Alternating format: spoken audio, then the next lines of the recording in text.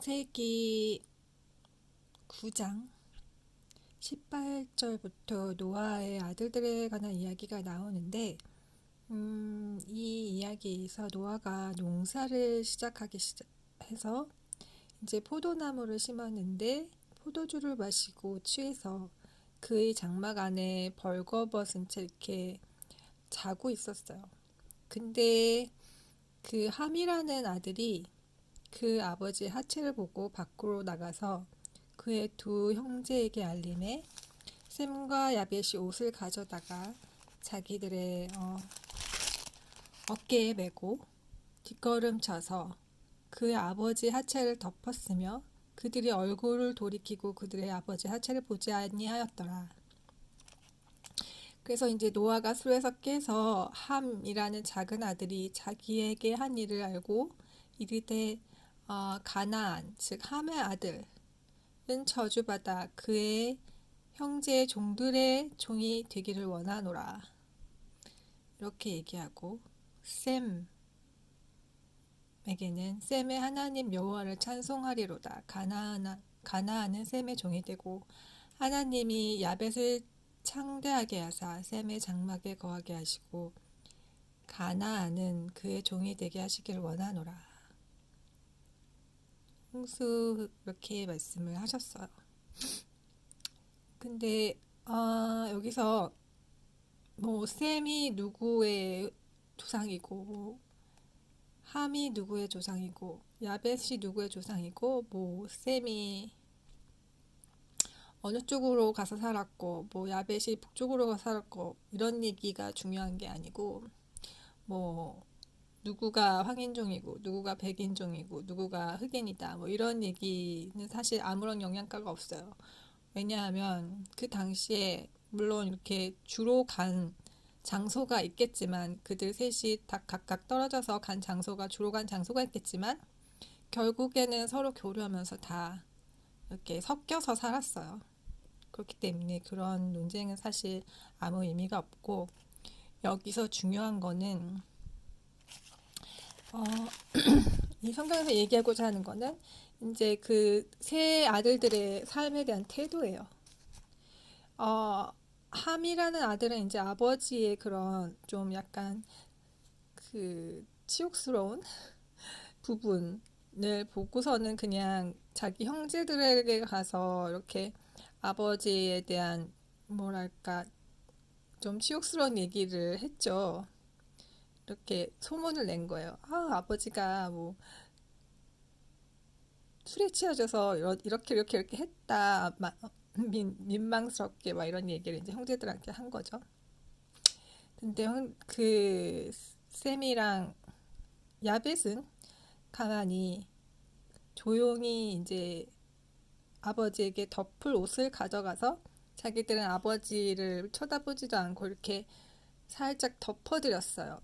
그러니까 아버지의 그 민망한 모습을 보지 않고 덮어드린 거죠.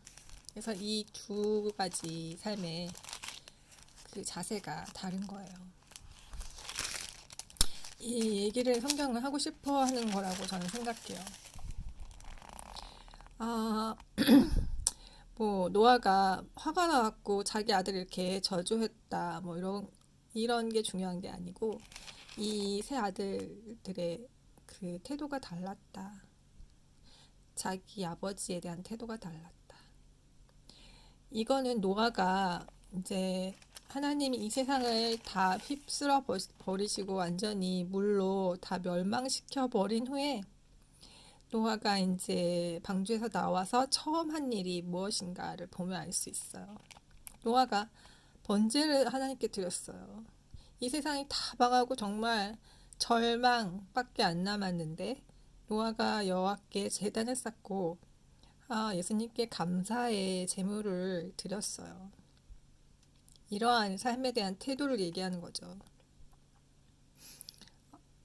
아버지를 경외하고 또 아버지께 감사하는 마음. 이게 그 세 사람의 운명을 바꾸는 태도라는 거를 이제 성경은 얘기를 해주려고 하는 것 같아요. 어떤 사람은 같은 어, 현상을 보고서도 굉장히 막 무엇인지 막 그 비판하고 뭔가 이렇게 꼬투리를 잡아서 자기 자신을 막 더 뭐라 그럴까 나은 사람으로 만들고자 하는 그런 사람이 있는가 하면 어떤 사람은 그 현상을 보고 보다 더 긍정적으로 받아들이고 보다 더 자신을 위해서 그 발전적인 방향으로 받아들이는 사람이 있어요. 이 두 가지 태도를 말씀하신 것 같아요. 그리고 감사하고 또 그 부모님을 존경하고 또 하나님을 존경하는 그런 태도를 말하는 것 같아요. 그래서 이 이집트에서 이스라엘 사람들이 탈출했을 때 새 언약의 땅으로 들어가기 전에 광야에서 엄청나게 긴 시간을 어려운 삶을 살았어요. 광야에 먹을 것도 없고 물도 없고. 그런데 이제 하나님이 그 아무것도 없는 데서 메추라기도 보내주시고 물기둥과 불기둥으로 다 보호해 주시고 또 물이 너무 쓰다 그러면은 단물을 나오게 하시고 이렇게 해서 그 이스라엘 사람들을 이렇게 이끌어 주셨는데 그 이스라엘 사람들 중에서도 어떤 사람들은 하나님을 원망하고 저주했어요.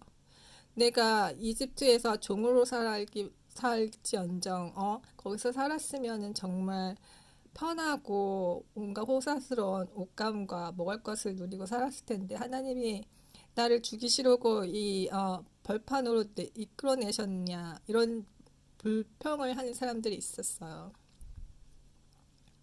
그 사람들은 결국엔 가나안 땅에 들어가지 못하고 그들의 후손이 들어갔죠.